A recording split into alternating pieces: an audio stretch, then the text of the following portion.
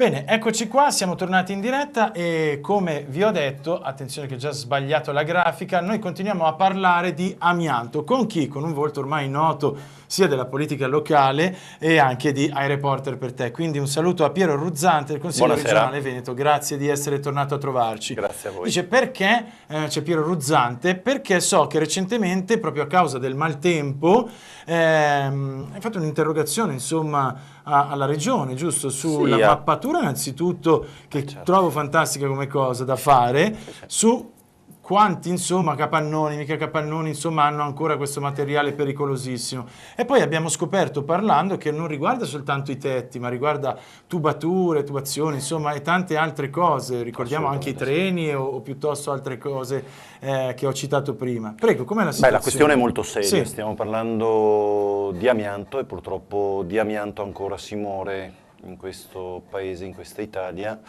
non solo per le conseguenze delle lavorazioni di un tempo, moltissimi lavoratori, in particolar modo penso nelle lavorazioni dei treni, nelle officine meccaniche Stanga qui nella nostra provincia, officine meccaniche di Cittadella, ma in tantissime altre lavorazioni, operai che sono stati costretti a utilizzare l'amianto. Purtroppo la scoperta del rischio cancerogeno dell'amianto è i primi studi sono del 1940.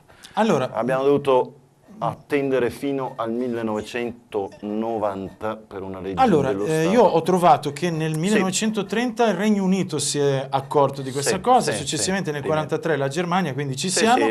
E la cosa che mi ha stupito è la legge italiana del 92. Esatto, nel 92 viene vietata la produzione e la lavorazione, ma non è vietata la vendita. Questo è pazzesco. È corretto, è così? Assolutamente così. Questo è pazzesco. Perché c'erano tutte le produzioni di Eternit sono state smaltite. Dici che facciamo? Blocchiamo? No? Fermiamo tutto? Ma pensare che insomma sono passati 50 anni e per 50 anni i lavoratori sono stati costretti, ma costretti nel vero senso della parola, perché negli appalti di Trenitalia, che allora si chiamavano Ferrovie dello Stato, era previsto che i treni, i vagoni, dovevano avere la presenza di amianto, quindi era proprio scritto nei capitolati degli appalti, nelle gare d'appalto. Anche nel linoleum, che quindi foderava poi anche gli interni, l'Eternit, c'è mezza Italia coperta. Ricordiamo che negli ospedali quante volte c'è stato il pavimento in linoleum. Perché ho dovuto fare un'interrogazione? Perché nei giorni scorsi è successa una cosa, secondo me, molto grave. A Codiverno, in provincia di Vigonza, dai tetti delle ex officine, causa maltempo, quelle tempeste che hanno colpito un po' tutta la nostra provincia in questi giorni, nelle ex officine Galato, è partita diciamo una parte del tetto in amianto, in Eternit insomma diciamo. E questo tetto si è spezzettato in varie, ovviamente nella caduta si è spezzettato, e la cosa assurda è che è stato raccolto da due dipendenti con la paletta e con la scopa. La trovo una cosa veramente incredibile. Mi sono informato prima della tua venuta, hai visto c'era una dottoressa. Io ho chiesto per sincerare insomma se ha un contatto fugace insomma con questo materiale è a rischio. Mi è stato spiegato che ci vuole molto più tempo, però questo non scusa lo stesso. Questo non scusa, perché infatti qui fuori c'è proprio un esperto da parte inviato appunto da Era Ambiente Servizi Industriali, che ha tutto un kit che ci mostrerà dopo. Quindi se c'è un kit, se ci sono delle regole, delle normative, vuol dire che comunque è meglio non arrabattarsi. Guarda che immagini che ho trovato, guarda, ecco qua. Il classico arrabattarsi all'italiana. E poi ci scappa il morto. Cioè ci scappa il morto, ma soprattutto posso dire, la pericolosità non è solo per chi esegue questi lavori di risistemazione di un tetto, la pericolosità è anche per chi ci sta intorno, insomma sono decine i casi delle mogli dei lavoratori che lavoravano all'interno di aziende, di fabbriche di lavorazioni di amianto, che semplicemente lavando la tuta di lavoro dei e mariti dei pompieri anche, sono rimaste caspita, ti ricordi che colpite dal mesotelioma, quindi con tu immagina queste persone che hanno sempre un dedicato la altissimo loro rischio vita di per noi, mortalità, avevano insomma. le tute fatte in amianto proprio perché Ecco, ignifughe. poi c'è Hai una... notato quel dettaglio là in alto? Guardate proprio in alto, la risistemazione avviene con, ok, un altro pezzo, una pezza, e sopra viene appoggiato un mattone, sì. quindi con il Con vento ti rischio. arriva il mattone e l'Eternit. Sì, esatto. Fantastico. Peggio l'Eternit, Esatto. ti assicuro, il mattone forse te la puoi cavare, Certo. l'Eternit purtroppo non lascia Hai già avuto scampo. risposta? Raccontami. No, non ho avuto risposta. Ho posto anche un altro problema alla Prego. Regione Veneto, perché c'è un grave ritardo da parte della Regione Veneto. C'è una legge regionale, ma che recepisce la legge nazionale, quella famosa del 92, Sì. dove si stabilisce che in Veneto dovrebbe esserci, come avviene come è già avvenuto anzi in altre regioni, una mappatura precisa di tutte le presenze dell'amianto. Perché poi io credo sia anche giusto e corretto dare un'informazione ai cittadini, anzi usiamo anche questa trasmissione per darlo, ne parlerete poi immagino con il tecnico di ERA. Non fate da voi, cioè se avete delle presenze di Eternit e di amianto non c'è nulla di cui preoccuparsi, si telefona al servizio ambientale, ERA nel caso di Padova, ma altri servizi nel caso di altre parti della nostra provincia o di altre parti del Veneto, e si fa la decoibentazione, si fa in qualche modo si mette in sicurezza. Secondo te che cosa ferma e Ma fa la paura, rischiare le persone? siccome la gente lo sa che l'amianto è un materiale assolutamente pericoloso, ha paura di essere fuori legge. Purtroppo le presenze di tetti in Eternit come quelli che vediamo, abbiamo visto nelle immagini, sono centinaia, migliaia in tutta la nostra regione, quindi non è casa vostra l'unico luogo dove c'è ancora dell'Eternit con presenze di amianto. Affidatevi a professionisti, affidatevi persino i comuni, insomma, danno informazioni su questo. Il Comune di Padova, ricordo che c'era proprio un capitolo specifico sulle presenze di amianto, sulla decoibentazione, sulla necessità, ci sono addirittura tetti di scuole, Esatto, di asili, hai detto un qualcosa di con cui non presenze abbiamo di Eternit. parlato. Esatto, le scuole. Ecco perché la Regione farebbe bene a farla quella mappatura, perché dovrebbe anche prevedere le risorse per man mano e via via. Senti, però queste sono liberare cose il Veneto che si vedono, dall'Eternit. ma quelle che non si vedono, tipo le tubazioni e roba del genere? Ecco, allora diciamo che su questo, ma sicuramente i tecnici saranno più precisi di me, diciamo che la pericolosità dell'Eternit sta tutta nell'inalazione, cioè è l'inalazione l'elemento più pericoloso dal punto di vista, quindi il problema è se si tratta di tubature che possono rompersi e rilasciare parti di amianto nell'aria. Dal punto di vista dell'attraversamento dell'acqua la pericolosità è molto decisamente inferiore.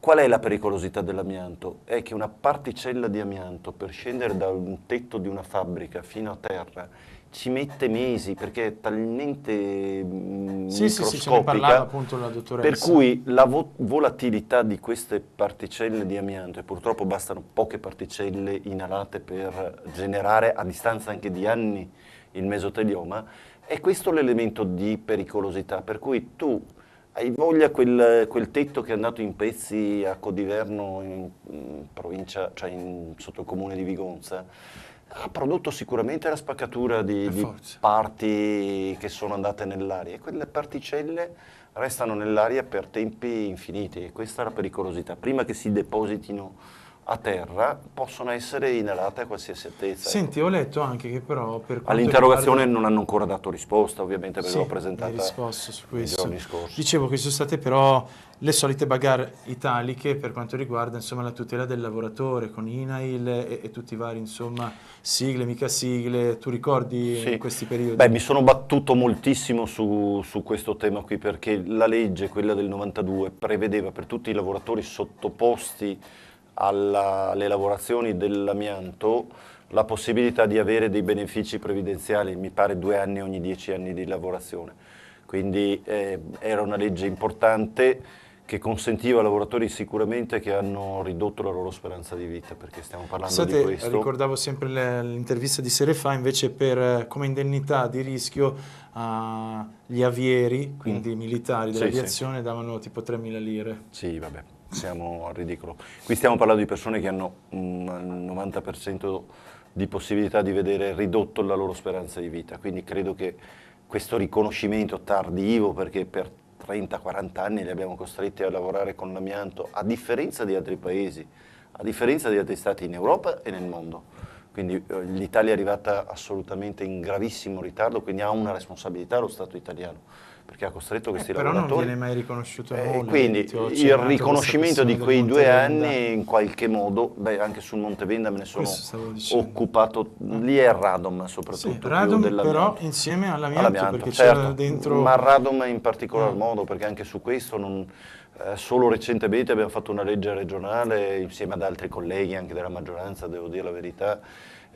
Siamo riusciti a fare una legge regionale che riconosce la pericolosità del radon, che è molto diffusa nel Veneto, in alcune zone di campagna e soprattutto in alcune zone collinari, Colle Ugari, nei Colli Ugari in particolar modo. E quindi questa questione del radon è un'altra delle questioni che va affrontata assolutamente in maniera intelligente.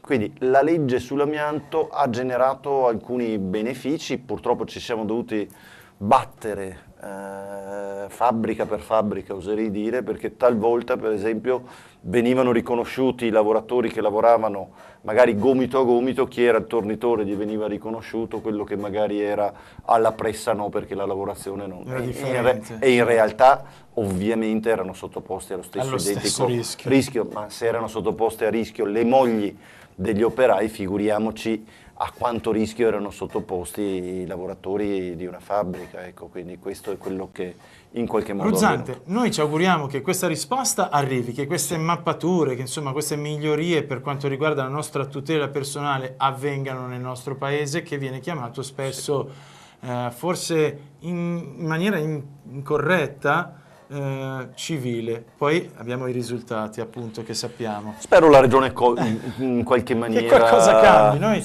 ogni giorno colmi questo ritardo di una legge che non è stata applicata. Allora io adesso lancio il meteo ringraziandoti, grazie di essere stato a nostra disposizione, quindi ancora una volta grazie a Piero Ruzzante, il consiglio regionale Buonasera, non è una buona serata per noi padovani, Vuoi anticipare la cosa? Vabbè, mi bruci il lavoro ma non c'è problema, tanto tra amici... Abbiamo una società che non c'è più. Il fallimento, quindi stai parlando del fallimento. 4 anni. Ormai è effettivo il fallimento. Mi dispiace veramente tanto del Padova Calcio. Sappiate che domani sera, proprio con il nostro direttore Giorgio Borile, ci sarà un approfondimento, una puntata proprio su questo con un sacco di ospiti che però non anticipo. Per uno che ha giocato da pulcino nel calcio Padova, quindi bene o male ha fatto parte di quella società per un brevissimo periodo, mi dispiace veramente tanto perché insomma... tutti si ricordano il Padova dei tempi di Rocco, ma il Padova dei Lalas portato in Serie A, dei Del Piero. Vedere che questa società è fallita oggi è veramente piange il cuore a tutti i padovani sportivi e non sportivi. Hai detto un nome che può essere, non dico niente, mi farebbe piacere incontrare proprio qui nei nostri studi. Alessandro. Non lo so. Va bene, auguri, in bocca al lupo. Allora lancio il meteo e restate sempre in nostra compagnia perché adesso vi spieghiamo proprio come smaltire l'Ethernet, quindi l'amianto, con un esperto che è qui a nostra disposizione. Meteo e dopodiché continuiamo il discorso. Cari amici, ben ritrovati da Giuseppe De Vittis. L'anticiclone africano, come già annunciato da diversi giorni, riconquisterà il Mediterraneo, quindi il tempo pian pianino si stabilizzerà e soprattutto le temperature aumenteranno. Ci sarà però ancora occasione per degli isolati rovesci di pioggia su zone montuose ed in effetti avremo al mattino cielo prevalentemente sereno dappertutto. Attenzione invece al pomeriggio.